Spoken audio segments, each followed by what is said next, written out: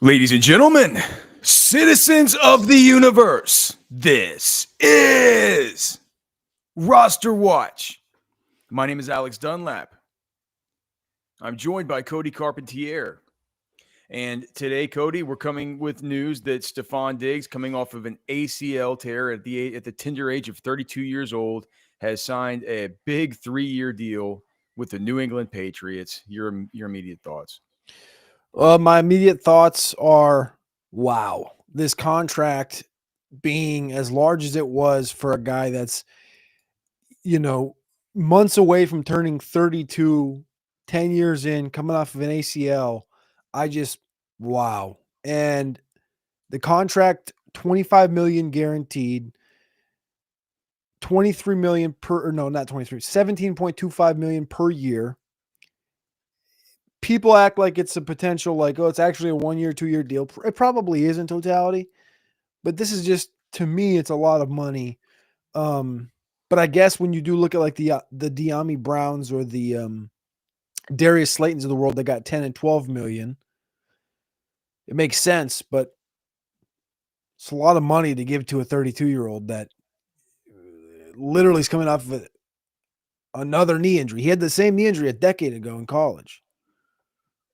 Right. He broke, messed up his leg in college. He dealt with hamstring injuries almost his whole time. If you go back to his early years in Minnesota, it was a hamstring injuries every Soft year. tissue, yeah.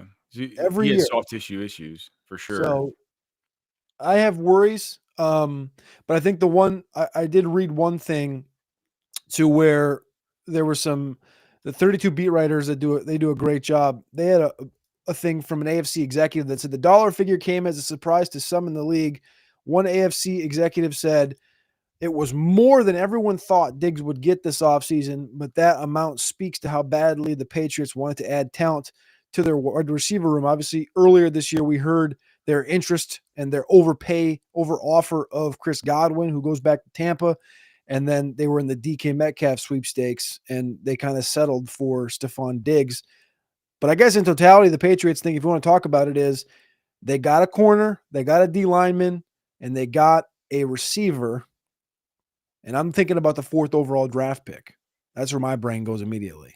Yeah. Well, I mean, we can talk ourselves in circles about the 4th overall draft pick because it's until I think they're properly doing it, though. I think they're properly preparing for anything. They're properly preparing for any one of these guys to fall to them. Did they learn anything from the Giants? And what was I was at Texas Pro Day yesterday. I had all this stuff going on. I don't have the exact what happened first? The Giants stuff, or Russ happened, and then like 10 minutes later, Diggs happened. So they were really close together. Yep. We need to talk about Texas Pro Day, by the way. There were prospects there. That was so we'll do that after this. But with the Giants now, and I know this all seems real galaxy brain, but I think that are you trying to bring Travis Hunter into this conversation?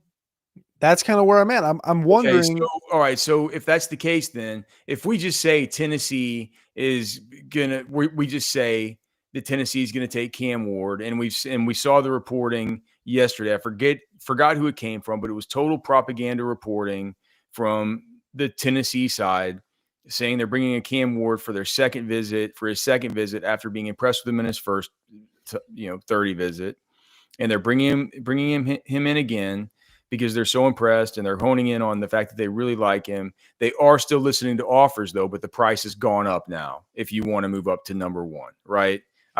Was that Rap Sheet that put it out?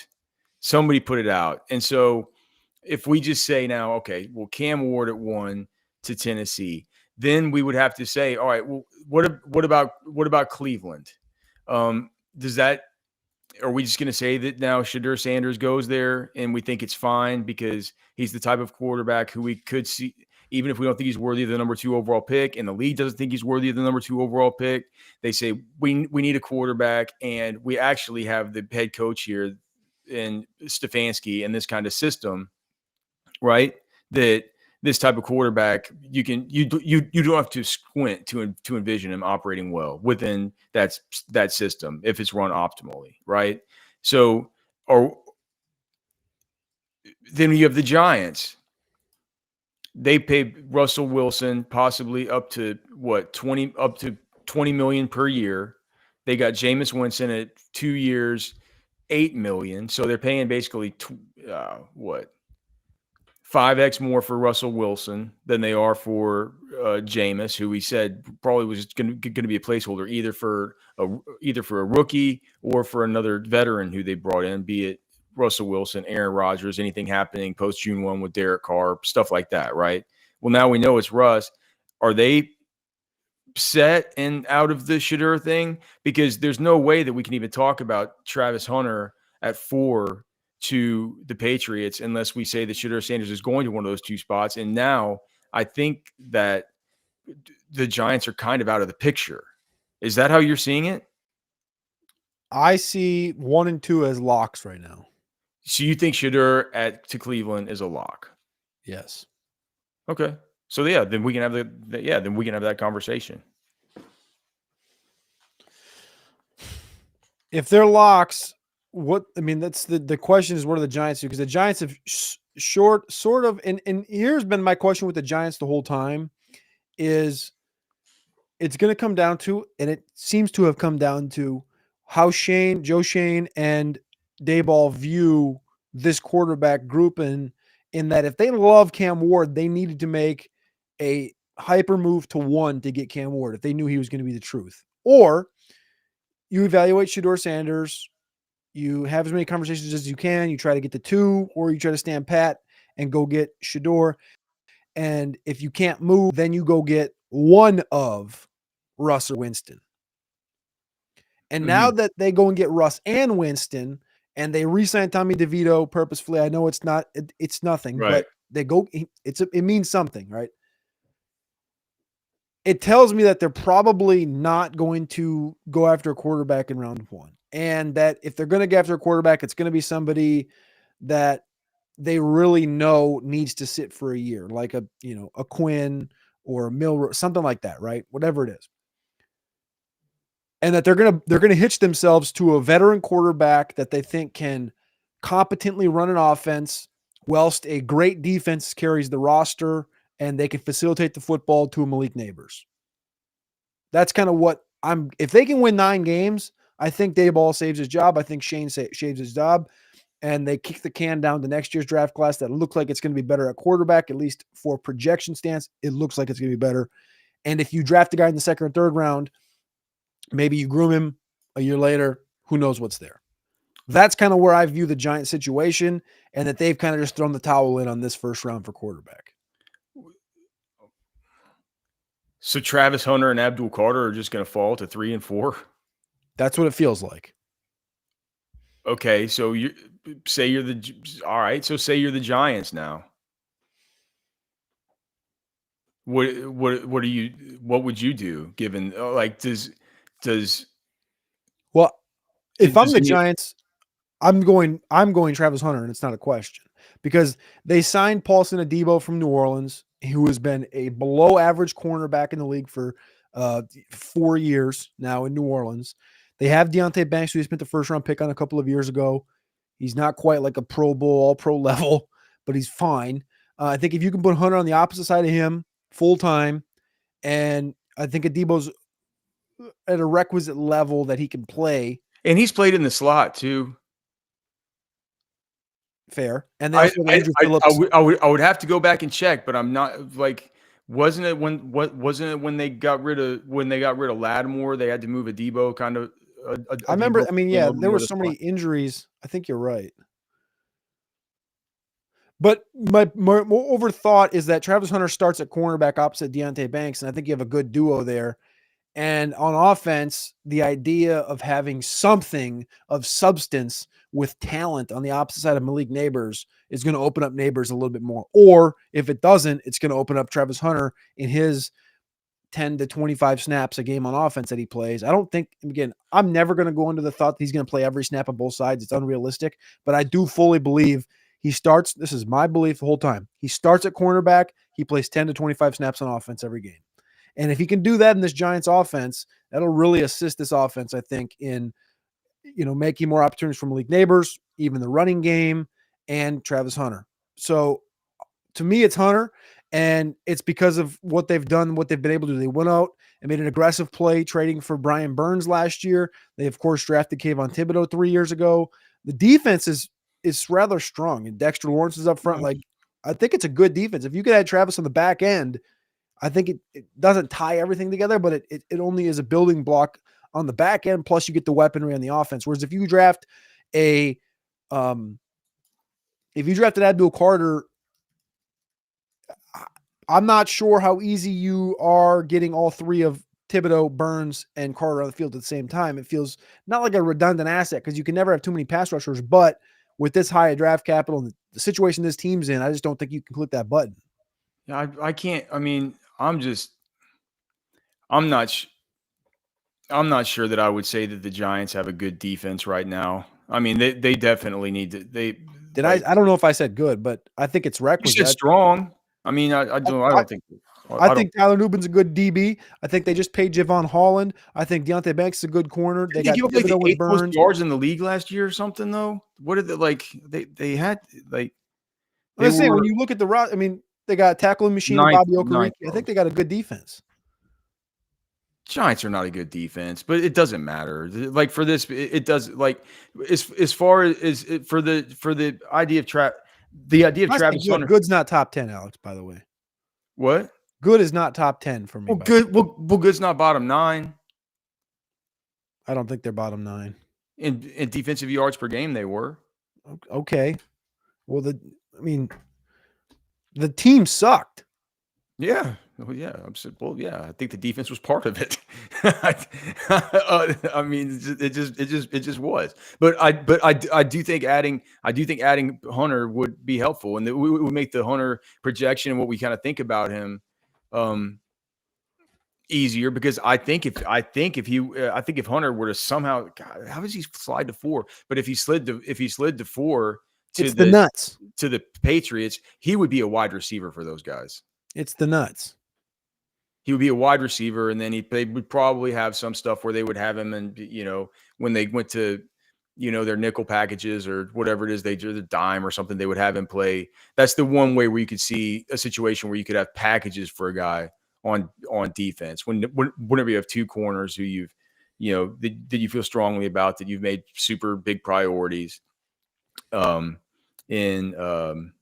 Gonzalez, and then is it Carlton Davis? Why am I blanking on his name? Carlton Davis. Carlton Davis. You could see him kind of mixing in back there and being some kind, being one of these kind of robbers, kind of nickelback type, and a playmaker for you. I think even with the addition of Stefon Diggs, you just look at the rest of the roster and you just think like, golly, dude. So the Patriots, man, are Jalen Polk and Javon Baker really ever going to?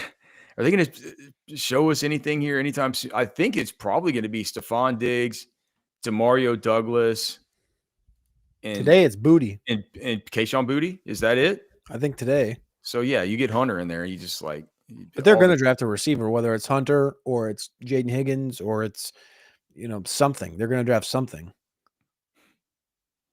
Man, the way they've attacked receiver and free agency tells me that they're 100% drafting at least one more receiver in the first 3 rounds.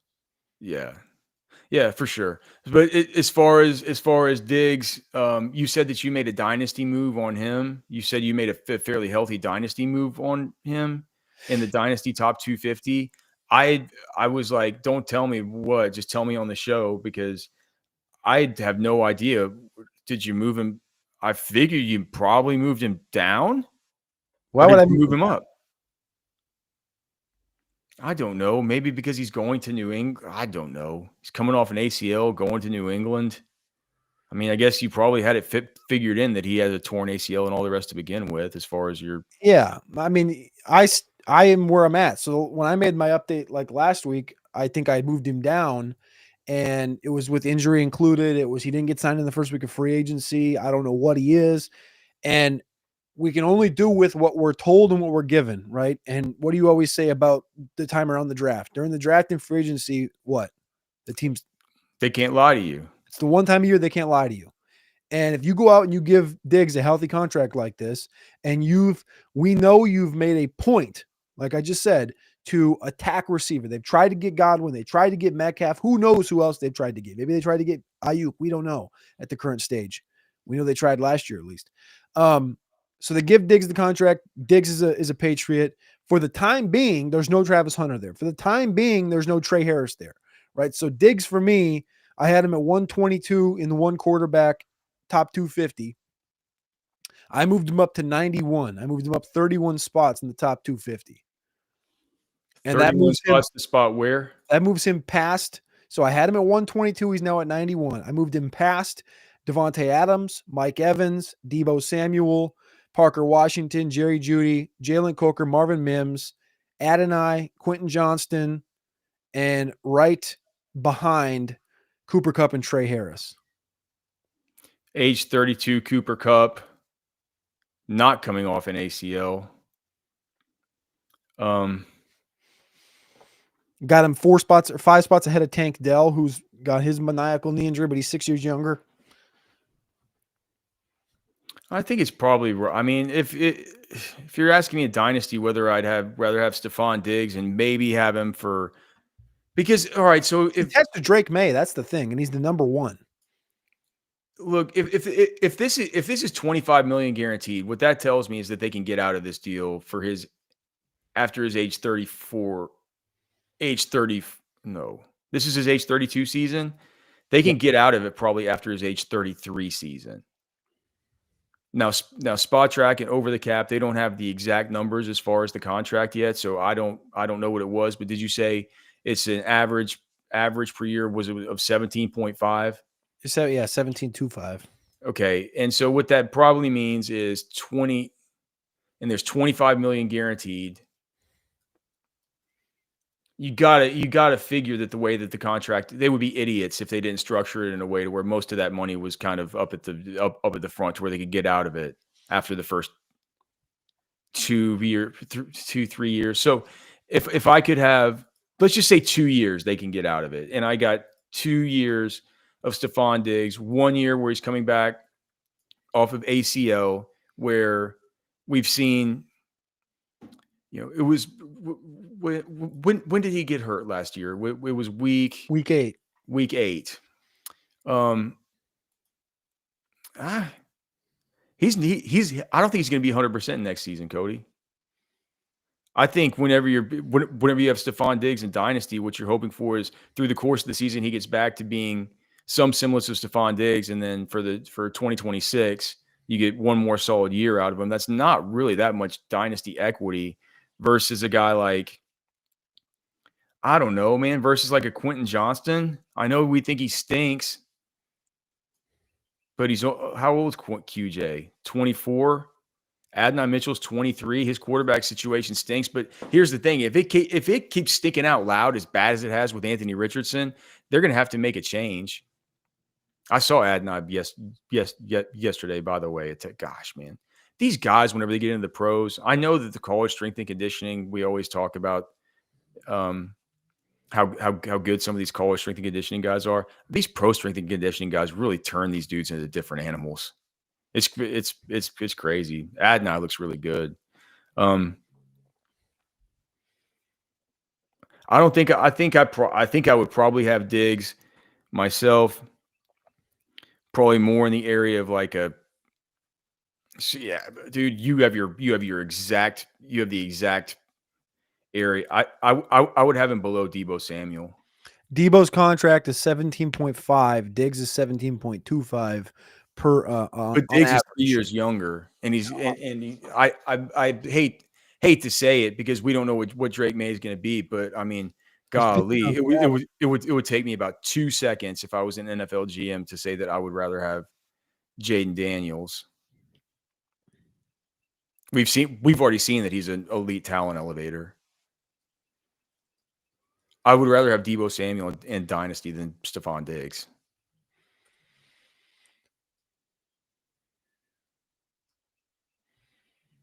All right. You know, I mean, Made the move. yeah, that's how I see it. It still moves him up what 15 spots or something from where you had him. 12 spots. I think. I mean, that makes more sense, right? I like it. All right. As far as let's talk about best ball. So for Diggs in best ball, as far as his ADP right now, it is 120 in best ball. So you're looking at the end of round 10. I ended up getting, when I go through and I do these simulations using the Underdog Best Ball cheat sheet for our pro members, as I'm sort of testing it. It's version 1.2 is up right now. If you have a membership over there, I've actually did kind of get him in one of the ones that I did yesterday. And does he have, I wonder in best ball, I wonder kind of where he is because he's in the same area with Quentin Johnston. So Quentin Johnston's ADP right now is 135. Where's guys like, so I wanted to see like where he is vis-a-vis right now. A guy like, say like Rashad Bateman. Where is, so Bateman right now is 110. Would you prefer Bateman over Diggs? Even with DeAndre Hopkins, what in just in best ball? Yeah. Because my projection, and in best ball, like this time of year, I got to project a little bit, and I can project that Bateman's not going to get nuked. And I think that a Travis Hunter, a Trey Harris from Ole Miss, something like this is a pretty good nukage to the Diggs situation, in that they're younger alpha types, and that could put Stefon Diggs right back at like a wide receiver 2 in his own roster situation. And then you also have the Jalen Polk, Javon Baker, one of these guys could potentially grow thing. We also don't know what the offense looks like, where we know that we know Baltimore's going to score points. They go get Hopkins. That's their move. That's their play. They love Zay. They love their tight ends. It's just kind of the role is defined. And we've seen the big booms come out of Rashad Bateman. I'm not sure in best ball I really want to play that game with Diggs as much as I do Bateman. Let me just ask you this then, since we're just on the Patriots. No possible way, even though we know with the need that they have at left tackle, right? And we've talked about Kelvin Banks, we've talked about Armand Membu, we've talked about Will Campbell, who's seeming more and more like could be falling, and maybe rightfully so. But if a player like Travis Hunter were to fall to 4 to New England, wouldn't there? I mean, it's Travis Hunter. He's fallen to 4. It's like the league's going to see that as a free fall. They're going to say, "How do we get up to 4?" Is there a team that you could see where New England where Travis Hunter would be like, we got to go up and get him? A team that could, a team that just needs corner so badly, but also could use help and just really, really use a spark. And who's coming to mind? I don't think of on any the offensive side. Well, that's what I'm saying. Like, I'm trying to figure out, is there a team that falls within the striking range of Kelvin Banks and or Membu who could move up to where the Patriots could get a grip of picks? And if you were the Patriots, would you consider it? Or you say, no, we're keeping the truly, like, not just quote, we say it every year, but the truly generational talent. Yeah. So you're saying Abdul Carter goes 3, Hunter's there at 4. If that happens. I think they just draft Hunter. You think they just take Hunter? I think Hunter's too high on the board. Based on everything we've heard right now about these tackles, like with Campbell and Banks and Membu, that I think he's probably going to be way too high on these guys' boards to overpass him. And a guy that's you have the option to play him 2 different places. It's like he's a top 10 graded player at each position if you just look at it 2 different directions. And it's like that's too much to overpass I think, for where the Patriots are at, where that really elevates, and you have to get something to assist your quarterback, and whether it's left tackle He's or such a good receiver, man. I know. I've kept thinking, I'm like, man, I feel like I'm almost gonna get robbed when some team plays him at corner and he's playing corner all game, and I don't get to see him with the ball in his hands anymore. You know, except for gadget stuff. You know what I mean? It almost feels like we're getting robbed of so it would be neat, but I'm kind of like you. I think the Giants would be it, and then that would mean that New England gets Abdul Carter, and it's just it's all going to come down to what the Browns do, whether they go with Shadur. But Harold Landry and Abdul Carter be a pretty I mean, dude, it's like if yeah, man. Funny enough, that was literally the duo when we were at the combine before Harold Landry got cut. Everyone was like, man, Abdul Carter goes number 1 overall, plays with Harold Landry in Tennessee with Jeffrey Simmons and Tavondre Sweat. There's your front four. And now Harold Landry gets cut, signs with the Patriots. Now we're talking about Abdul Carter with the Patriots. It's like crazy, dude. I don't know how they swindled Tennessee out of that, but New England's going to get, shout out to Mike Vrabel. Shout out to the chat, man. Thanks to you guys for being here. We have Harry Snowman, Living in DIZ, Dan B. Thank you guys for being here. Royal Slade, Matthew Smith. Thank you, all you guys, for your contributions there in the chat. Everybody who's watching this or going to be watching this later, which is going to be hundreds of times more than those who are watching live. If you could please like the show and subscribe to the channel, we certainly do appreciate that. It helps us out immensely. All you got to do is click like. It's free. It doesn't subscribe you to anything except it. If you subscribe, all it does is like when the videos come up, it will like put them in a place where you can see them. So like the show, subscribe to the channel. It, like I said, it's all totally free and it helps us out more than you could know. And it takes less than a second. So like, subscribe. We do appreciate you. Okay. I got one thing, two things. One is Ohio State's pro days today, and Emeka Egbuka got reported 4.46, 4.49. Again, that came out right away, so I think it's going to be low. Well, I'm such a sicko that I already timed it myself. What'd you get? Yeah. What'd you get? What did you get? I got a 4.44. I thought I was fast, and I had 4.42. Okay, so it's a weird one because it's a front angle if you were watching the same one that I was. So yeah, the far distant one. Yeah. But I think it's going to be 4.4s. That's a good number for Egbuka. The other thing, what did you think? What if we haven't projected? I thought to myself, I'm like that. I thought the same thing. I'm like, dude, that's a good number. Then I was like, what is it? What if we haven't projected? Yeah, 4.51. Yeah. So yeah, I mean, he'll come in right at that with the adjustment of 0.05. So I'm happy with that. One thing that was just tweeted out within the last hour is that Subway is no longer the fast food sponsor of the NFL. Did you see what replaced it? Was Subway the fast food sponsor? I guess. I mean, I knew it was a long time ago. I didn't know. Cody, Subway is so bad. I can't believe. I know. How are they still making money? This is why I brought it up. Who do you think replaced it? You know why I would bring it up on the show. There's only one answer. Oh, is it Jersey Mike's? Jersey Mike's, the official fast food restaurant of the NFL. It's good, man. Jersey Mike's is good. They're getting big, huh? I just got one built like literally a mile from my house, and they just sent out all the things in the mail to get free subs. So I went and got a couple of free subs like in the last 2 weeks. Nice, dude. Was it buy one get one free, or are they just giving out free subs to let? It was like buy a soda, get a sub. Okay. So that dude, that red pepper relish that you can put on that stuff, and then just and get it Mike's way. We gotta go through. We gotta go back. I gotta find a way to go back and check all of our bets from last year because we made a bunch. You owe me a lot of Jersey Mike's. Yeah, bull BS. You and Jackson made a bunch of bets. I think the best one all year though was the Mike Evans, Jameson Williams one, and I can't even remember which side y'all were on. No, that was Trash Man lost that, of course.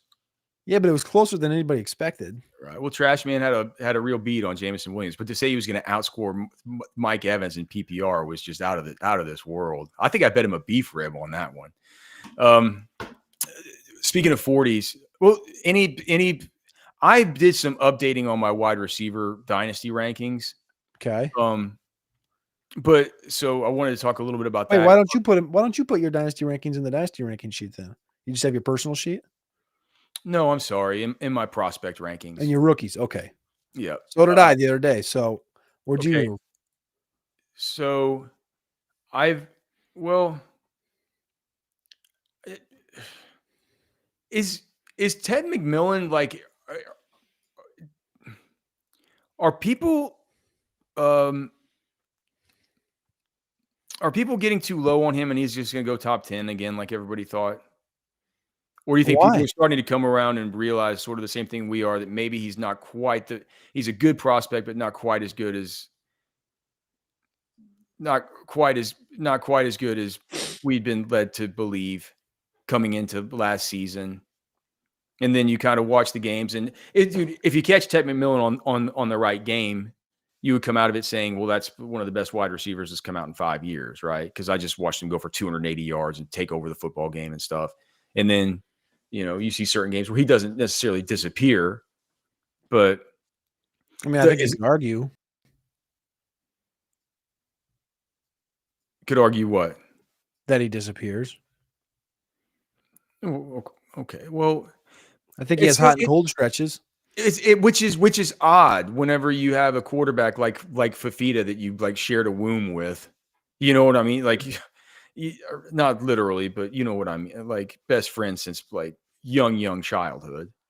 And like, look at the prolific games he had too. It's not like they're against the better opponents. And he's also playing the big. Like, I'm not trying to like drag him down or anything, but the hot games were against not good defenses. Like where he went berserk, right? He went berserk against New Mexico. Like he went berserk against West Virginia, who's known to have a defense that's willing to give up yards. Like, I'm not saying it's I don't have his game. write it His off. game log, because like I don't like this is just all coming from just like watching football, but like I understand that. I understand that. let me just see. Hold on. So That's where my analysis comes from as well. Like it's, I get that. 2024. Oh gosh. Okay, well, so Northern Arizona, you can understand why that one. He just probably didn't play. But what? They only won that game 22-10? What? New Mexico, or not New Mexico, sorry, Utah, 6 for 50, BYU, 5 for 78, Colorado, 5 for 38, 6 for 84, 6 for 70, 6 for 68. Like, 6 I would for 70 versus Houston is a prolific player. Like, I'm expecting, and maybe it's just my expectations, but again, this is my overarching thought of the class is that there's no super talent at the position, and it's not it's not hating. It's not me being anti-Ted McMillan. It's just the God's honest truth is I don't believe that there's a true menace. When you look at the Jamar Chase game log, it's 8 for $120, 6 for $140, 8 for 227, 6 for 144, 7 for 197, 9 for 221. It's rare that you get a cold stretch. And he's playing with Justin Jefferson. He's playing with Terrace Marshall, right? Like it's different. no. I mean, I get it. It's different, right? From a tapes perspective. I'm just reading the numbers off, but we talked about the tape It's before not. where it's I think he tends to get stuck in the mud a bit. And then you see the 40-yard dash come out and they're like, he ran the 4.4. So, well, no, he didn't. Right. He's showed drops. He lacks quick twitch. I think he has hot and cold stretches. Like, I think there's just too many flags in the profile for me to, we talked about Brian Thomas the other day, and I said, like, that's the one thing we can look back on and say, like, we can learn from that is that he had the one superpower for being an underdeveloped route runner. I don't think that touchdowns, right? I don't think that Tet's an underdeveloped route runner, but I just don't think he has a superpower either.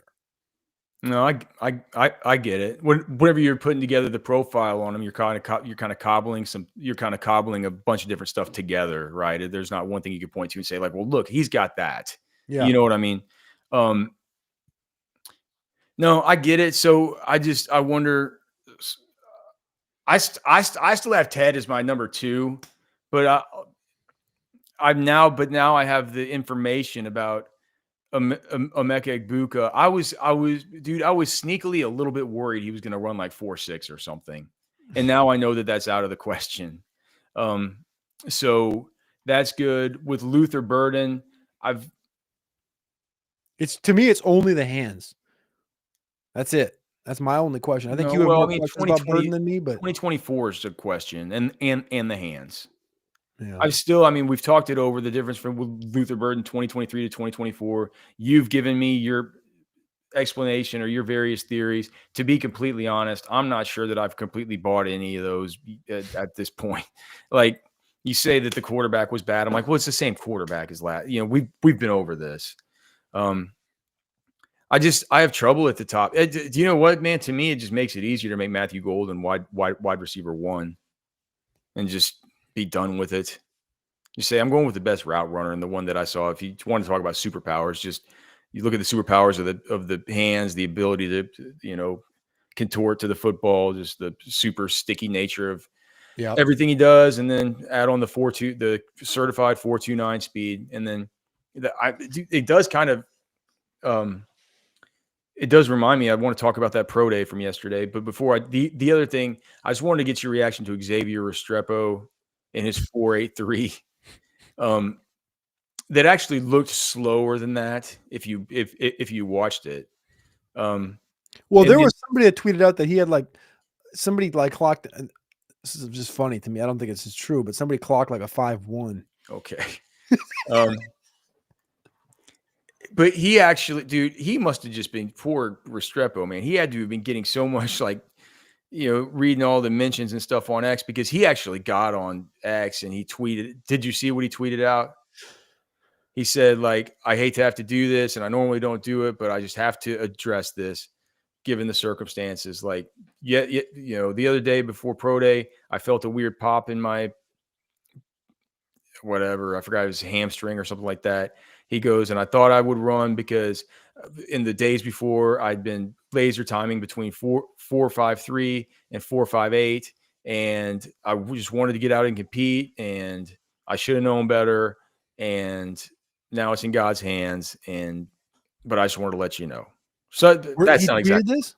What? He tweeted this? Yeah. Unless I had a really weird dream. I can't find it. Do you think he might have taken it down? I mean, I wouldn't have taken it down if I would have tweeted that. I would have owned it. Do you have his X pulled up? Yeah. Okay. At Xavier Restrepo 1. He quote tweeted a Robert Griffin tweet that was like 40 times don't matter. Restrepo played 90% of his time in the slot. Watch his tape and you'll see he knows when he's open in manner zone and how to separate and win. And then Restrepo quote tweeted it with some prayer emojis and a heart. Okay, so here's what I don't know if he deleted it or not. He said, don't usually do this, but I feel like it's necessary due to the circumstances, Restrepo wrote on X. And this is just a write-up, right, on Sports Illustrated. During warm-ups yesterday before my 40, my right hamstring tightened up on me and prohibited me to opening up and running my fastest. The reason I still ran is because for 2 straight weeks, I consistently hit 4.53 to 4.58 laser in training and thought I could still pull it off. I did everything just because it's in my blood to compete. With that being said, I'm now focusing on getting back to 100% healthy and getting ready to play football, ready to let God take over. So that was yesterday. He has since deleted it because I clicked on the link and it's no longer up. So maybe his agent told him he looks like a sissy tweeting that out. Yeah. I moved Restrepo down in the rankings. Same. I mean, it's like 4.83. I mean, do you buy this 4.53 to 4.58? Well, I don't think he's a 4.8 guy, so I think there's something fishy there. But yeah, something happened. He's not 4.8. Yeah, I believe what he says. So what I did with Restrepo, even more reason to run the damn 40 at the combine. Everybody out there, PSA. Even more reason to run the 40 at the combine, because if this happens at the combine, you get a couple weeks to recover. Run it again. You know what, man? Who do you like better between Xavier Restrepo and Keandre Lambert-Smith? Lambert-Smith from Auburn. Lambert-Smith. Why?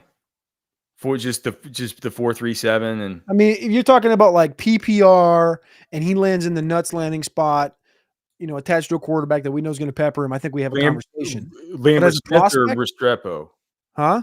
You're talking about Restrepo, right? Yeah, I'm talking about Restrepo. I think it has to be a certain situation with a certain quarterback for me to feel good about it. Whereas I don't have to tell myself some stupid story when I'm thinking about Keandre Lambert-Smith, because I just know he's only got really a couple ways to really win and be successful. And it's kind of the similar direction, but I'm betting on the athlete. He runs a 4.37. It's a guy that produced in the SEC to a good enough level.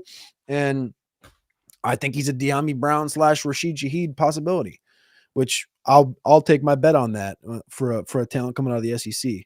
I don't think Restrepo's bad. I just, he's just not, he's not dynamic. So it's a fade for me on that immediately. Do you like Xavier Restrepo better than Isaac Tesla? No, Tesla for me. I've moved Tesla up a little bit. I thought the combine was big for him. I thought he tested extremely well, and that's just a weird prospect that like fits the. I'm not going to make a comp. I'm not going to make the white comp. That's like the athletic. Why? You can make the comp, dude. He's an Eric Decker, Ricky Pearsall. It's fine. It's just your classic, like, that's exactly what it became. It became like the Ricky Pearsall, Alec Pierce, Eric Decker. Like, he's not like Pierce. What do you mean? I don't think Pierce is a better athlete.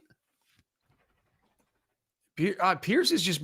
I think Tesla's. I think he's a better wide receiver than Pierce. I think Pierce. Yeah, but the NFL didn't think that. The NFL took Pierce in the second round. I don't think Tesla's going in the second round. He's probably a 4th round pick. Alec Pierce. Meow meow. Would not have been a second rounder for me. That's for sure. And you would have been right. What? And you would have been right. Yeah. Well, Isaac Tesla's got that dog, man. No kitty cat in him. Anything from did you take anything away from Texas Pro Day? Jaden Blue running, I guess what they're saying is kind of a 4.3-ish. What they have him at a 4.29. I didn't have him at that, but I had a terrible angle. Probably be adjusted something like a 4.34 or something. Yeah. Jaden Blue, I mean, it's kind of big takeaway. Blue is what it is. Like, he's just buried already in general. My bigger thought was the Isaiah Bond ran again and didn't actually improve. Yeah. How can he get up to 24 miles per hour? I don't know. And not be able to run not be able to maximize the way that he runs his 40 to be able to get that thing. And not have a terrible start. Because it's the same. It's actually a higher miles per hour than Matthew Golden got to whenever Matthew Golden ran a 4.29. Yeah. Like, what? What's he doing wrong? I wish we could have a track coach come on and tell us, like, what's he doing wrong? Why is it or why is his trainer not? If he can get to that max velocity, is it something about him not being able to? I guess it has to be something about him not being able to sustain it. Yeah, finish. Because it's not like his 10. His 10 was 1.51 at the combine. The best in the group was 1.49, which was Golden and Royals and guys like this. And it's like, so it's not like it's a 1.6 or something horrendous. Like, he can't get out of the blocks. So he's getting out of the blocks fairly decent, and he's hitting top speed. So it's either he's bad between like 10 and 20. He picks his head up too fast, which is one thing that I learned just going through my process in high school doing combines. Like, you shouldn't pick your head up until like 18 to 20. Maybe he's picking his head up quick. It's slowing him down a little bit after he hits that top speed at like 12 miles or 12-yard line. I don't know. Or he doesn't know how to finish. I think there's probably a multitude of things, but it's definitely completely bewildering that he can hit this top speed, but can't keep it going or can't hit it faster. I don't know. Yeah. It should translate to a 4.28, 4.30, like, theoretically. What are we gonna put him at? Are we just gonna keep him at the 4.39 from the combine? Well, what was tweeted out? Wasn't it like 4.35? Yeah, I'm not touching it. It's the same thing. I had him at I had him at a dead 4.40. But like I said, I had a horrible angle on that thing. Which means you were nuts. You were on the nuts. I had a horrible horrible angle and some bad times yesterday that I ended up taking. My only other question here about the wide receivers that I want to ask you about is I didn't go through and change it, but as I'm looking at this thing, I am maybe too high on Alec Iamaner. Yeah. Am I? So what would you think if I told you, have you listened to McShay's show from yesterday? That was a long show that him and Minch did. You didn't get through all of it? I haven't listened through the whole thing. Okay, so he said, this is not what I think. This is not my opinion or my analysis. This is what I think will happen for the order at which the pass catchers will be taken in the draft based on conversations with people in front offices. This is what McShay said. He didn't say this is how I have been graded. Can I guess? Sure. So it's in order. I have it written down in order from first round, late first, early second, round 2, late second, early third, and third. And this is McShay. So McShay doesn't like Burden. This is not McShay's opinion. This is McShay's giving his he ordered these out after conversations with people in front offices. Like I said, this is not his analysis or his opinion or his thoughts. This is stuff he's gathered. How many players did he list? 13 players in the first 3 rounds. Oh gosh. Okay. 13 receivers. Okay. The average over the last decade is 4.3 receivers in round 1, 5.1 in round 2, and 4.3 in round 3. Okay, so I'll guess he went. Okay, I'll write it down too, so we can check it. My work here. I'm gonna say he went Golden. Okay, so Hunter's first. Oh, okay, so Hunter's gonna count. Okay, so Hunter, and then Golden, correct, and then Tet McMillan. Yep, that's your guaranteed first rounders right there. And then Emeka Egbuka, and then Luther Burden. And those are, he said, one of these guys probably goes late first, the other one early second, but he's not sure which one. And then round 2. Trey Harris is in round 2 for him. Wrong. Round 3. What? Trey Harris, round 3. Okay, that's odd. Okay. Jalen Noel. Round 3.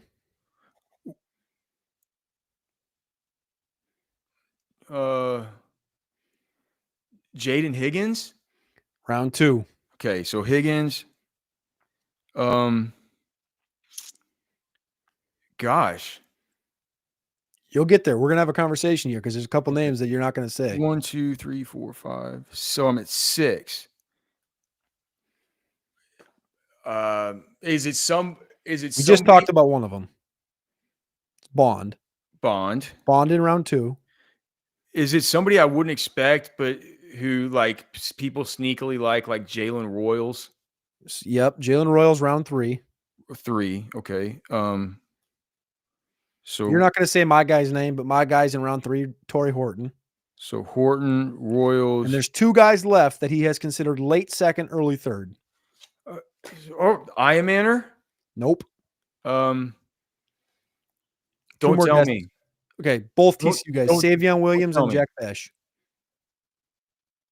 I said, don't tell me. Oh. So the 2 TCU guys. Yeah.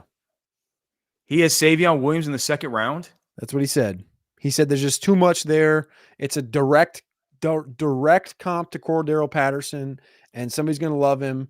And he's terrible he's terrible as a route runner, but he's just a menace of an athlete. And that he says late His second. Route running is it's such a mess. Late second, early third, and then Jack Besh is also there. So with that included, there's no Alec Iamaner included in those 13 names.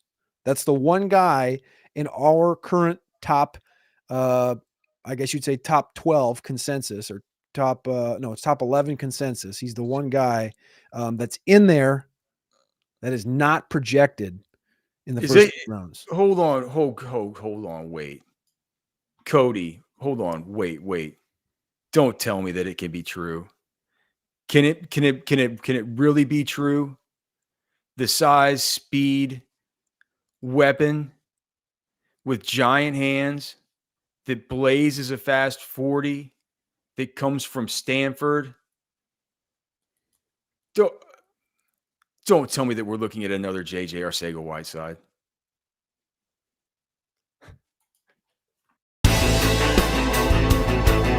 This is Anthony Richardson, and you're listening to RosterWatch. This is AJ Brown, and you're listening to RosterWatch. This is Josh Allen, and you're listening to RosterWatch.